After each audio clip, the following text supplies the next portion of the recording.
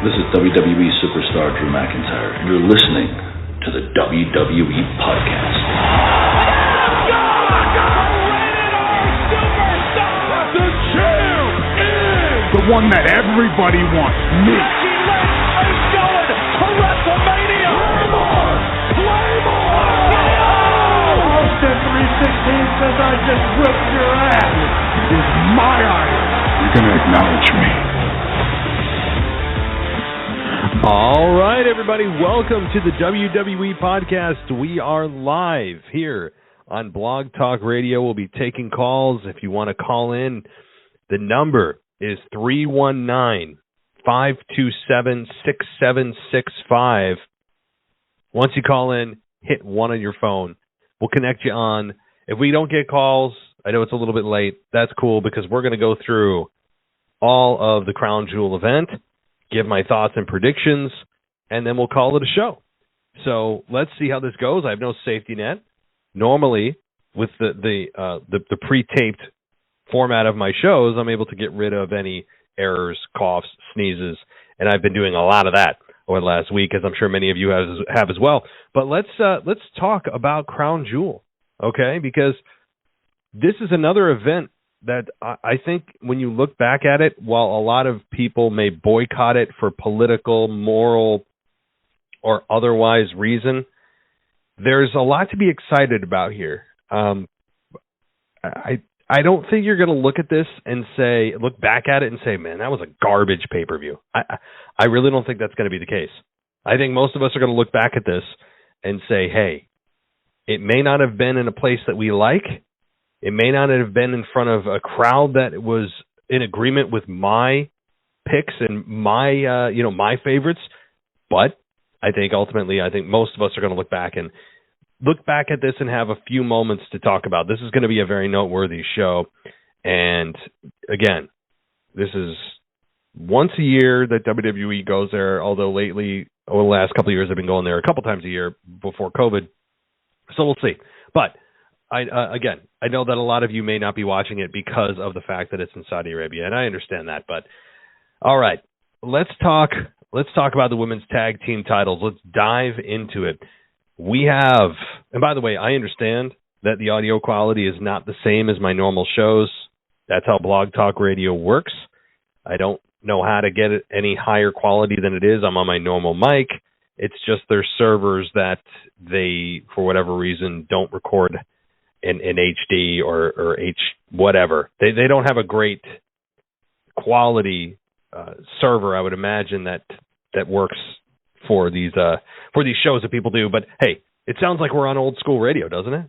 It sounds like we are back in the early 2000s when podcasting was in its infancy. So there is that. If you like nostalgic feel, then you're at the right place. So, all right. Let's dive into the women's tag team titles. Alexa Bliss and Asuka take on Damage Control. To me, this is as close to a slam dunk as you can have. I just don't see any reason why Damage Control would take the belts back. They won them about a month ago. They dropped them to Alexa and Asuka on Monday. It doesn't make any sense to put them back on Damage Control for what? So this, to me, just is nearly a slam dunk. Alexa and Asuka have to retain, and they're going to retain, and I think it was what's going to be as good of a match as they had on Raw or better. And I thought their match on Raw, the main event of Raw, was really good. So I have no concerns about this matchup in terms of its quality or its length. I think that all the women here are going to get a lot of in-ring time. And don't forget, since they're in Saudi Arabia, they basically have to be in a full bodysuit. So they're not going to be wearing their the normal attire because of the culture and governmental restrictions on women competing and how they are supposed to appear in public in Saudi Arabia. So, I mean, I think we all have an opinion on that, but I'll leave that to the others and other political podcasts to speculate. But suffice it to say, the fact is that every one of these women are going to probably be in T-shirts, long sleeves, and pants. So at some point, I'm sure they'll make them wear ski masks so they don't show any unnecessary skin. But This is going to be a fun match, I think. All right. The Undisputed Tag Team Championship. So the other side of this for the men. The Usos versus the Brawling Brutes. This one also, to me, seems like a slam dunk. I wouldn't bet my house on it, but it, to me, is another as close to a slam dunk as I would feel comfortable saying. We have the Usos and the Brawling Brutes. This, to me, also is a sleeper pick for a match of the night candidate. Because these men have worked very well together in the past. Their chemistry has been second to none. They are all very physical. I think that works well. And yeah, it's not a ladder match or a hardcore match or no rules match, but that's okay because they can all four of these men can wrestle and wrestle their ass off. So I have no concern about the quality of this match either. And actually, I would say that this is also a possible sleeper pick, as well as the Women's Tag Team Championship, that it could be a match of the night candidate if given enough time. Time is going to be key for this one. If they start rushing at the beginning of the matchup, that's not a good sign. You can always tell, by the way, how long they have, not exact minutes, but a general feel for how long that match has been allotted time for by how they start the match. If they start out with a collar and elbow tie-up in chain wrestling, odds are they've been given 15 to 20 minutes. If they start out punching, kicking, power moves, and they're just rushing, probably 5 to 6, 7 minutes, maybe 5 to 10 tops, because they want to get their stuff in and they feel like rushing it in is a better option than still trying to put together a more palatable paced match. But the key for this one is going to be time. I hope that they give enough time. And in the Triple H era, I think we don't have anything to worry about because that has been one of the hallmarks of the Triple H era, Paul Levesque era, has been not just factions, not just returns, but also time of matches, like length of match, individual matches, especially tag team matches, has been at times a little too much, but it's been expanded overall. So I have no problem here. And so I'll take a pause here. If you guys have calls, here's the number, 319-527-6765. That's 319-527-6765. And to get on the air, you just have to press 1 on your phone. Again, we have no calls. That's cool, but I want to at least provide the opportunity for anybody who's listening to call in. All right, so let's get to the OC versus the Judgment Day. I really think this is tough. This is tough because you have the OC who just returned, but you have Judgment Day who's been on a roll. And the general rule is usually when you have a returning team come back or returning individual, they don't lose. In this case, I say the Judgment Day wins. I think the Judgment Day wins, but ends up paying the price at the end of the match with a returning Edge and Beth Phoenix. So, sure, the Judgment Day gets the victory. They maintain their winning streak, and more heat gets put on them, but Edge gets a taste of revenge. Not full-fledged, but a taste of revenge, and so does Beth on Rhea Ripley. So I think that happens after the match, after they cheat to win, after Rhea does one of her signature low blows or, some kind of physical altercation, and then hide behind it, hide behind that and feel that she is not subject to the consequences of her actions because she's simply a woman. And she's hiding behind that shield of invisibility, if you will. We'll see how long that lasts. But I'm expecting this to be also a fun match. I don't think it'll be match of the night candidate, but it's going to be, I think, like a really emotional match because it's possible Rey Mysterio comes out here, but I doubt it. He's still trying to kind of separate himself from Rey. So, to me, this one's going to be a nice match, ultimately going to be down by Rhea Ripley. And then, of course, we'll get some returns at the end. But I really think that this is really set up for the Judgment Day to win and continue their streak. And that's really what I have to say. All right, let's see. Braun Strowman versus Omos. I think Braun Strowman wins. And the reason is he wasn't brought back just to be, sacrificed at the altar of Omos. Braun Strowman was brought back with bigger plans in mind, I would imagine. And to me, the destination for Braun Strowman is not Omos. Now, for Omos, this is the biggest match of his career. For Braun Strowman, it's just kind of another day, albeit his biggest opponent yet. So that's something. But for Braun Strowman, I think this is a more important victory than Omos, because they're going to set him up for a potential maybe run at Roman Reigns at Survivor Series. If you remember, they had the triple threat back at SummerSlam 2020. Remember, during the pandemic? And it was Braun Strowman versus Bray Wyatt at SummerSlam, and that's when Roman returned after leaving shortly after or before WrestleMania, and he didn't do the match with Goldberg. That Roman Reigns interjected himself into that match and essentially stole the Universal Championship. So there is some history there of which I would imagine they'd pull from, maybe. But Braun Strowman versus Roman Reigns seems to be the logical step. Do I think Braun Strowman's the one to take it off Roman Reigns? Hell no. Hell no. No. But it'd at least be fun for a while for him to deal with a giant. He hasn't dealt with anyone really that's a whole lot bigger than him yet. So I think it's going to be a fun program if it happens. I just don't see Omos getting the victory here. And sure, it's not going to be a 5-star classic. It's not advertised to be a 5-star classic. So I don't think anyone should hold that standard to this match.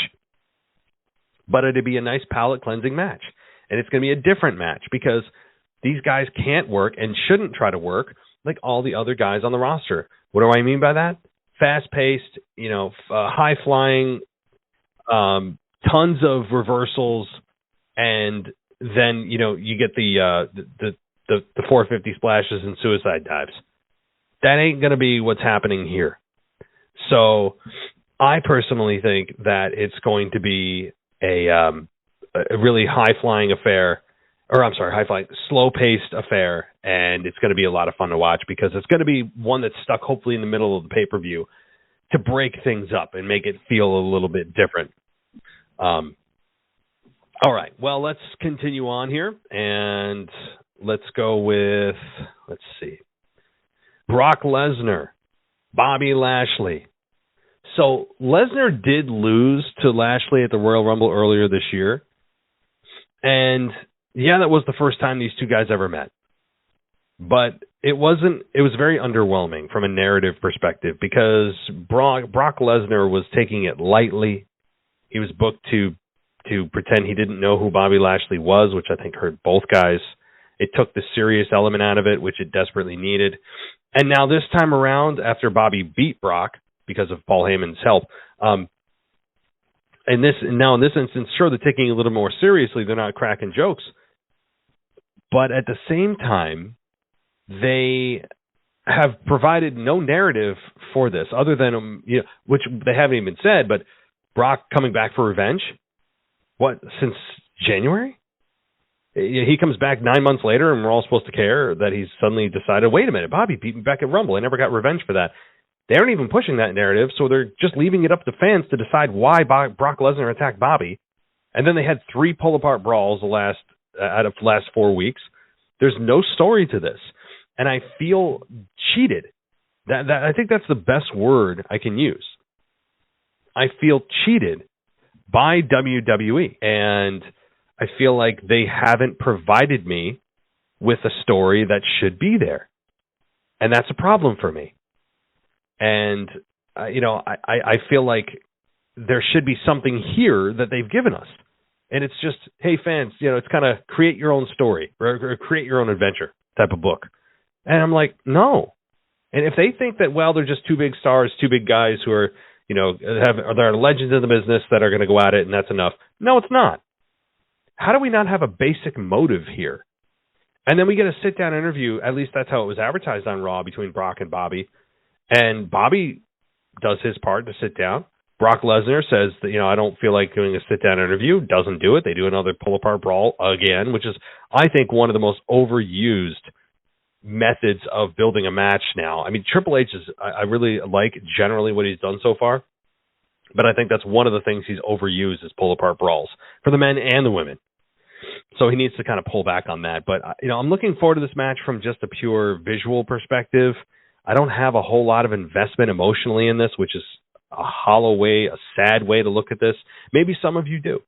Maybe some of you look at this match with Bobby and Brock and saying, hey, this is interesting to me. I am really invested in Brock, or I really hope Bobby takes out Brock. But why? And furthermore, how can you relate to either guy when neither of them have told you why they're fighting? That's beyond fundamental. That's baseline when it comes to anything, and especially pro wrestling. But you could equate this to boxing, UFC, anything, any story ever. So, I don't know. I feel cheated. I feel like this is a missed opportunity, even for giving us a basic reason why these two guys are fighting. We've gotten nothing. So that's disappointing, but it'll be a hot and heavy, power move loaded, probably 12 to 13 minute match that ends, I think, with Brock Lesnar winning. I think Brock Lesnar is going to beat Bobby Lashley, and then maybe they have one more match at Rumble or Survivor Series. Because don't forget, guys, there is no December event. There's no December Premium Live event. So that means they're going to have to just work from Survivor Series until Royal Rumble. That's like a 6 or 7 week hiatus. They've got a ton of time to build between Survivor Series and Rumble. And December is a down month anyway for pro wrestling in general with the holidays and the way the cycle works. So I think they got a ton of time to do it, and you could end things with Bobby and Brock at Survivor Series, or you could do all the way to Rumble. But we'll see. So I think Brock gets the win here, evens their series 1-1, and then we get the blow off at the next event. So that's my pick. All right, the Raw Women's Championship. Bianca Belair versus Bayley in a last woman standing match. I think Bianca Belair retains. I don't think Bayley wins here. I don't think that Bayley, it's not that she's not ready from a professional standpoint. She's one of the best WWE has ever had. But from currently where her character stands, I feel like she doesn't have enough, here comes the buzzword, momentum behind her. She doesn't. And I don't know whose fault that is, but Damage Control kind of feels a little cold right now, and that's weird. But Bianca Belair is doing a nice job still as champion, and I think she should continue, and I think they will have her continue, maybe through WrestleMania. Bianca Belair could go on a heck of a run here, and maybe she's just getting started. I won't be shocked or floored or disgusted if Bayley wins. Certainly not. And actually, you can make a case that she might, because it's a last woman standing match, meaning she could have her cronies interfere and cost Bianca the match, or maybe some unknown individual come out and cost Bianca Belair the match and do it all legally. So there is a case to be made for Bayley winning here. It's not a lock by any means, but I think the smart money is on Bianca here, and I think that it's a smart money not just from just pure betting standpoint of what Vegas is saying, but also because it makes storyline sense for Bianca to continue what she's doing, because I think she's doing, again, a nice, fine, professional job as champion. All right, and by the way, it's going to be a physical match, and probably, it's a last woman standing match, so it's going to be brutal. All right, let's get to the undisputed WWE Universal Heavyweight European World Heavyweight Championship, Universal Championship. I oversold that a lot, but you know what I mean. Roman Reigns versus Logan Paul, and I have to say, and I've said this for a long time now, that this matchup for most people doesn't interest most people. if you're outside of Saudi Arabia. And the reason is, very simply, Logan Paul doesn't deserve to be in this spot. Period. End of subject. It's objective truth. If you really believe that Logan Paul deserves to be in this spot, you are not living in reality. You're living in your own reality, but not the real one. So there's just no other way to put it. And Logan Paul may be a great athlete. That's totally true. He may be a tough SOB. That's probably true. Is he a big star social media-wise and sports-wise? Yes, he is. And has he made millions upon millions and he's set for the rest of his life? Absolutely. But when it comes to the world of pro wrestling, no amount of money or prerequisites that you bring into this sport are going to pre-qualify you in the minds of fans to be injected into the main event of a pay-per-view in a title match against your top guy and also have the ability to possibly win. There's nothing you can do or say to have fans be excited about that. Nothing. So, now, I don't know how the crowd in Saudi Arabia is going to react to Logan Paul and Roman. It's going to be a very interesting day at the office, as they say, because I don't know what the Saudi Arabia crowd's going to do. Do they play along and boo Roman, cheer Logan? Or do they boo Logan and cheer Roman? I don't know. That's going to be very fascinating to me. It is an international crowd. They can be unpredictable. And Roman's been all but a heel lately. I mean, he's been very likable. He and Sami Zayn, as we all know, had one of those highlight reel moments of the Usi segment with Sami. So I really believe that the crowd's going to play an important factor. But for the rest of us, the 95% of us that are watching outside of Saudi Arabia and the 98% of us watching outside of Saudi Arabia, we have to look at this match through the lens of, okay, let's look at this from a pure wrestling perspective. We're probably going to get a good match. Athletic, physical, some nice false finishes, and maybe provide that one moment. That's the one thing we should search for. That one moment where we believe, even us educated, hardcore, smart marks, have that moment where we go, oh my God, wait a minute. He just landed that one lucky punch. Roman Reigns is knocked out. He could actually win here. You know, where there's that one moment, like 4 to 5 seconds where you're like, holy crap, he could do it. That's what you should be looking for. Even though if you know at the end of the day, he really isn't going to ever do this. And Logan Paul has zero chance. I think they're going to make Logan Paul look like $1 million even on a loss, and that's the point here. And Roman Reigns retains. Now, the most important part of this is what happens after Roman Reigns retains. That is the $1 million question. To me, that's more interesting than any part of this match is after the match. And after Roman wins by hook, crook, or luck, and he's standing there and the fireworks are going off and he does what he does at the end of every pay-per-view that he's done for the last 26 months, and he stands there with his 2 titles above his head and the fireworks going off. What happens? Does the pay-per-view just end? Does Bray Wyatt interfere? Does somebody else interfere? Or does the pay-per-view just go to black and that's it? Because we've seen that a lot too. So, I mean, I don't want to say it's Bray Wyatt, and the reason, even though he's advertised to appear, we don't know what the hell he's going to be doing. I'd imagine he's going to come out and just be himself, and Bray's going to try to cut a promo, and he's going to get interrupted again by Uncle Howdy. The thing is, I don't think they would have advertised Bray Wyatt to come to Saudi Arabia at Crown Jewel if he was going to interfere in a major title match and provide us with a WrestleMania-worthy match of Bray Wyatt versus Roman Reigns. To me, that's WrestleMania-worthy, if The Rock's not available. Asterisk there. But I don't think they would advertise him if that was going to be the case. You wouldn't advertise him at all and just all of a sudden surprise us. Oh, my God, Bray Wyatt's here. Holy crap. But the fact that fans know Bray Wyatt's here takes, I think, that out of the equation. So they have something separate planned for Bray, more solo character development, more solo storyline building around himself, and that's fine, and his Uncle Howdy character, whoever that is, hopefully it's not Bray himself, all that. So there's, to me, a lot to look forward to at the Saudi Arabia event. I think it's going to be a lot of fun. I know that, again, for a lot of people, for a lot of reasons, it's not your most anticipated show of the year. I understand that. I get that. certainly there's a lot of political and moral implications of the Saudi Arabian government. We know what those are.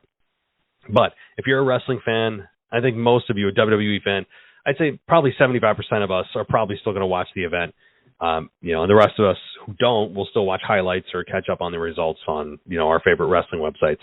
But to me, enjoy the pay-per-view, guys. I think it's going to be a lot of fun to watch, and I think big things are going to happen. I really do. Now, does that mean the return of The Rock? No, I don't think so. I think that's probably not going to happen. But you could have a Bray Wyatt possible altercation with his first opponent. Very possible there, And so there is that. All right. Well, I think I've rambled enough about it, and I'm starting to lose my voice a little bit from being sick. But, this is the WWE podcast. If you guys want me to do more live shows, I'm more than willing to do them. I somehow put only a 15-minute show on tonight. At least Blog Talk Radio let me run over, but it said that I had 15 minutes slotted for this show. Obviously, that's not true. But I really enjoy these. I think these are fun. They provide a platform live, and maybe when the pay-per-view goes off tomorrow night, I'll try to do some kind of preview or review show. It's going to be difficult for me tomorrow night. I'll be alone with the kids at home, so it's going to be difficult for me to be able to come on live. But perhaps I'll do some video for those on the Patreon and for those on TikTok. So, all right. Well, I think that does it for me tonight. Short, sweet, to the point as far as what I think is going to happen with the event of Crown Jewel. And then after this, guys, we can all breathe a sigh of relief, because after this, yes, it's true. We get to go back to regularly scheduled programming of Survivor Series, and then we get to look forward to WrestleMania season. A lot of people look actually at Survivor Series as kind of the informal start to WrestleMania season anyway. But all right, that does it for me, everybody. Thank you so much for listening. If you guys want to check us out on Patreon, patreon.com/WWE Podcast if you want an ad-free experience. Or, of course, you can go to Apple Podcasts and get your ad-free experience there. And TikTok, follow us at the WWE Podcast. Thanks, everybody, for listening. Take care, and I'll talk to you next time. Thanks for listening to the WWE Podcast. Don't forget to subscribe on your favorite podcast app so you don't miss a show, or head to WWEpodcast.com. And for all of these shows ad-free, head over to patreon.com/WWE Podcast. Until then, we'll see you next time.